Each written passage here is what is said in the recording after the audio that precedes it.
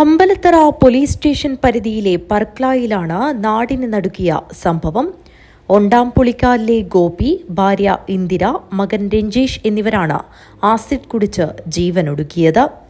ഇളയ മകൻ Rakesh Pariyaram medical college ആശുപത്രിയിൽ അതിതീവ്ര വിഭാഗത്തിൽ ചികിത്സയിലാണ്. ചെമൻകോട്ട് സ്റ്റേഷനറി കട നടത്തുകയായിരുന്ന ഗോപി കടുത്ത സാമ്പത്തിക ബാധ്യതയിലായിരുന്നുവെന്നാണ് ലഭിക്കുന്ന വിവരം. പുലർച്ചെ ആസിഡ് കുടിച്ച ഇവർ വിവരം നാട്ടുകാരെ അറിയിച്ചിരുന്നു.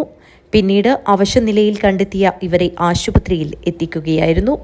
ഗോപി സംഭവ സ്ഥലത്ത് വെച്ച് തന്നെ മരണപ്പെട്ടിരുന്നു.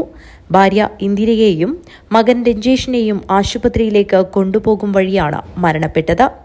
രഞ്ജേഷ് വിദേശത്ത് നിന്ന് ഏതാനും മാസങ്ങൾക്കു മുൻപ് നാട്ടിലെത്തി കാഞ്ഞങ്ങാട്ടെ സ്വകാര്യ സ്ഥാപനത്തിൽ ജോലി ചെയ്തു വരികയായിരുന്നു. അസ്വാഭാവിക മരണത്തിന് കേസെടുത്ത് അമ്പലത്തറ പോലീസ് വിശദമായ പരിശോധന ആരംഭിച്ചു. News bureau, Kanhangad.